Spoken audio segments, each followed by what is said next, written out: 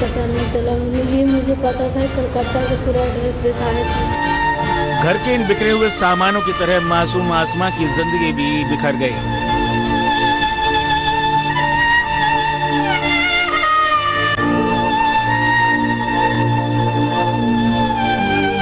वो जिसे अपना शौहर मानती थी वही देश का गद्दार हो गया।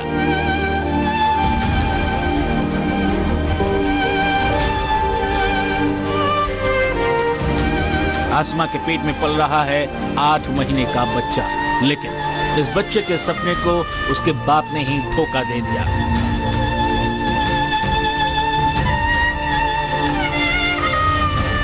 आसमा की जिंदगी ने ऐसी करवट बदली है कि जिस बच्चे को वो जन्म देगी उस बच्चे को वो पिता का नाम भी नहीं दे सकती, क्योंकि उसका पिता देश का गद्दार है।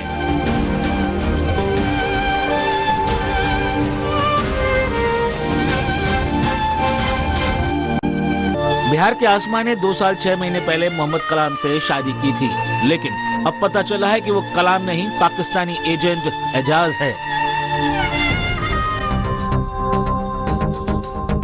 एजाज अपने खतरनाक इरादों से भारत को बर्बाद करने आया था। वो भारत से गुप्त जानकारियां पाकिस्तान को भेज रहा था और ये जानकारी भारतीय खुफिया विभाग को लग गई। बस फिर क्या था, एसटीएफ ने एजाज के काम को तमाम कर दिया और वो पकड़ा गया। क्या नाम भाई तुम्हारा? मेरा नाम मोहम्मद एजाज है। अच्छा जी, बताओ आप कब से आईएसआई के साथ काम कर रहे हो, कहाँ के रहने वाले हो? पाकिस्तान का रहने वाला हूँ और 2-2.5 साल से काम कर रहा हूँ। क्या काम करते थे, क्या क्या सूचनाएं देते थे, किस तरीके से उनसे बातचीत शुरू होती थी तुम्हारी? अभी तक तो कोई सूचनाएं नहीं दी इतनी खास।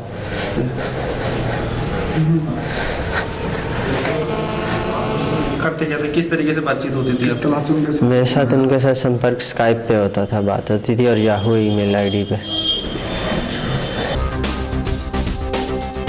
आसमा की माने तो एजाज कोलकाता का कपड़ा व्यापारी है और वो उसकी हकीकत से अनजान थी। वो उसे कलाम के तौर पर जानती थी। कलाम के धोखे से आसमा का परिवार इस कदर फंस गया कि आसमा के पिता ने अपनी बेटी का हाथ पाकिस्तानी एजेंट के हाथों में सौंप दिया।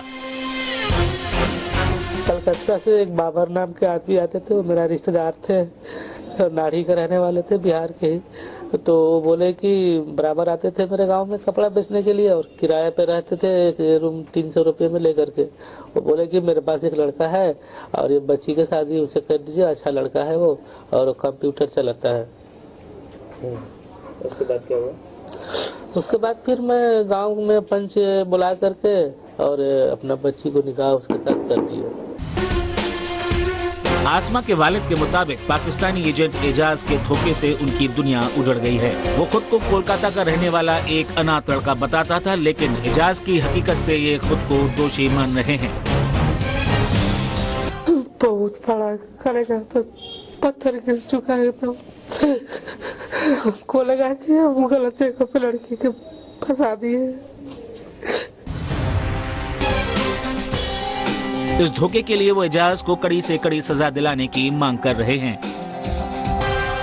वो पाकिस्तानी निकला तो आतंकवादी ही हो गया है ना, तो इस चलते हम उसको दिल से ही निकाल देना चाहेंगे।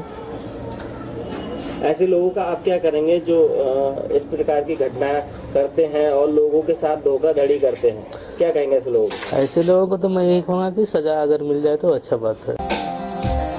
आसमा के मुताबिक एजाज 2 साल 6 महीने पहले उसके साथ झूठी जिंदगी बिता रहा था और वो उसे सच समझती रही।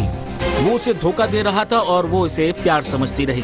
और अब जब वो एजाज के बच्चे की मां बनने वाली है तो उसके सामने आया है एजाज का एक घिनौना सच, और इस सच ने आसमा को झकझोर कर रख दिया है।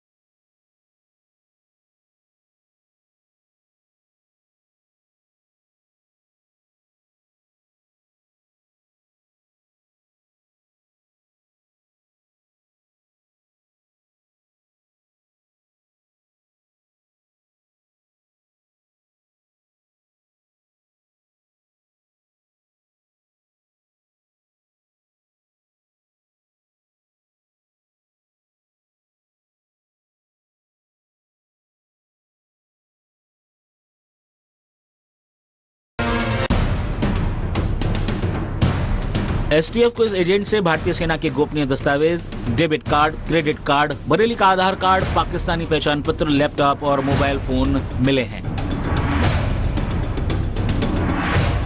एसटीएफ ने एजाज से हुई पूछताछ के बाद उसके 3 साथियों को गिरफ्तार किया है।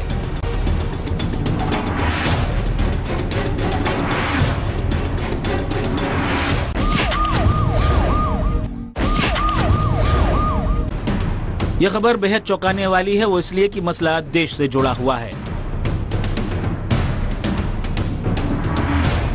मसला देश की जासूसी से जुड़ा है और ये जासूसी करा रही है पाकिस्तान की आईएसआई। पाकिस्तानी हैंडलर ने कैफुल्ला को निर्देश दिया था कि आप यहाँ पे आइए पाकिस्तान, तो आपको ठीक से दोबारा ब्रीफ करके और कुछ रिसोर्सेज दिए जाएंगे, उसके लिए तुम पाकिस्तानी वीज़ा अप्लाई करो। पाकिस्तानी हाई कमीशन में हमारा आदमी तुम्हारी मदद करेगा, तो जब तुम पाकिस्तानी हाई कमीशन जाओगे तो हम तुम्हें बताएंगे, वो आदमी बाहर आके तुमसे मिलेगा और तुम्हारी मदद करेगा। सूत्रों की माने तो पाकिस्तान ने अपने एजेंट हिंदुस्तान के कोने कोने में छोड़ दिए हैं। दिल्ली पुलिस ने आईएसआई के 2 एजेंट कैफतुल्ला और रशीद को गिरफ्तार किया है, तो मेरठ में एजाज को एसटीएफ ने पकड़ा।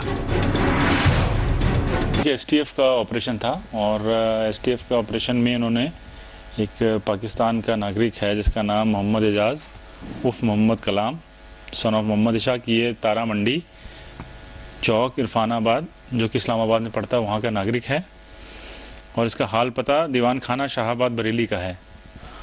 और इसके पास से बरामद हुआ है भारतीय सेना का कुछ गोपनीय दस्तावेज बरामद हुए हैं।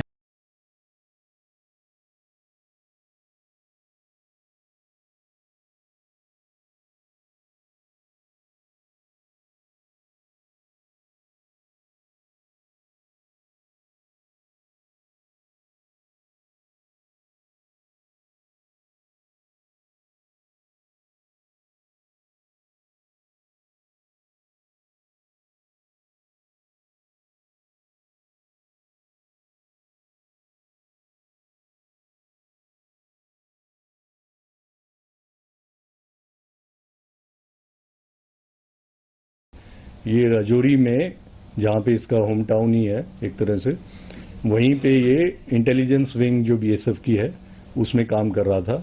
इसको टास्किंग की जाती थी और अकॉर्डिंगली ये फिर इंफॉर्मेशन व्हाट्सएप, वाइबर, ईमेल के द्वारा अपने पाकिस्तानी हैंडलर को देता था। पुलिस ने टेक्निकल सर्विलांस की मदद से फोन सुनना शुरू किया और इस दौरान कैफतुल्ला और रशीद दोनों की बातचीत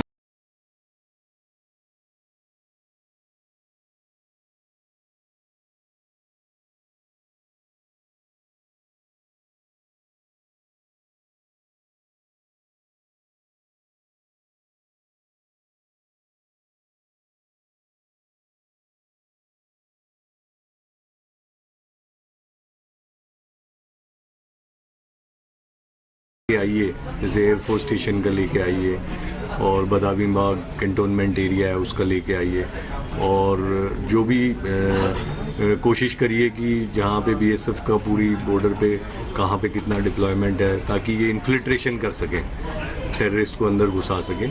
उस नज़रिए से एग्जैक्ट डिप्लॉयमेंट कोशिश कर रहे थे वो लोग। दिल्ली पुलिस ने कैफतुल्ला का पीछा करना शुरू किया और उसे जम्मू से भोपाल जाते वक्त नई दिल्ली रेलवे स्टेशन से गिरफ्तार कर लिया।